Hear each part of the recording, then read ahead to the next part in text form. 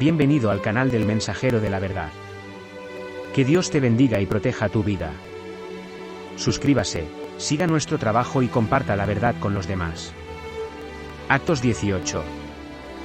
Después de estas cosas, Pablo partió de Atenas y llegó a Corinto.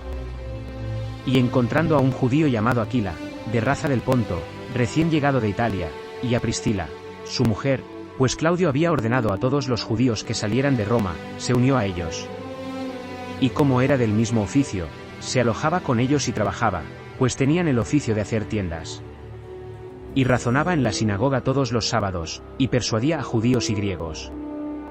Y cuando Silas y Timoteo bajaron de Macedonia, Pablo fue constreñido por la palabra, testificando a los judíos que Jesús era el Cristo.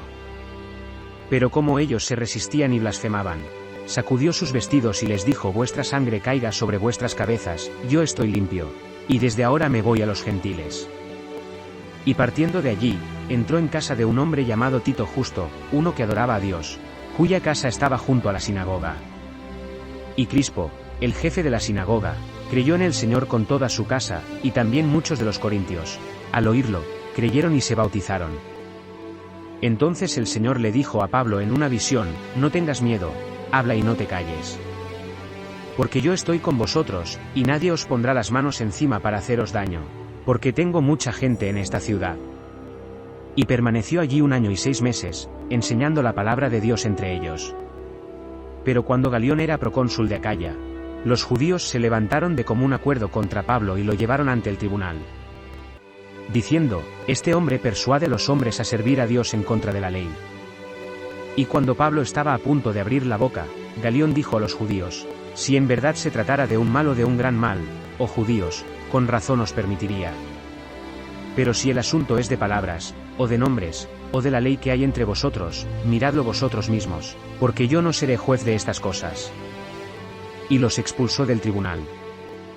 Entonces todos echaron mano de Sóstenes, el jefe de la sinagoga, y lo golpearon ante el tribunal. Y cuando Pablo se quedó allí muchos días, se despidió de los hermanos y se embarcó de allí para Siria, y Priscila y Aquila con él, teniendo la cabeza rapada en Cencrea, porque tenía un voto. Llegó a Efeso y los dejó allí, pero entró en la sinagoga y discutió con los judíos. Y cuando le pidieron que se quedara más tiempo, no consintió. Pero se despidió de ellos diciendo: si Dios quiere, volveré a veros.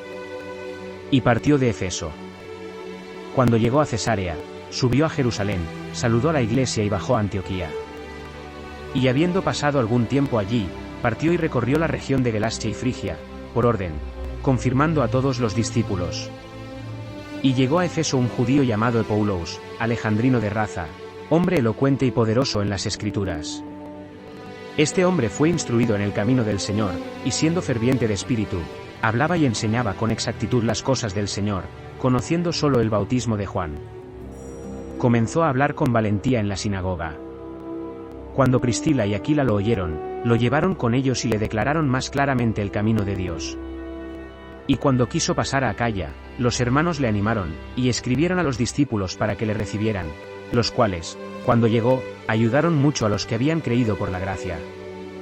Porque refutó poderosamente a los judíos públicamente, demostrando con las Escrituras que Jesús era el Cristo.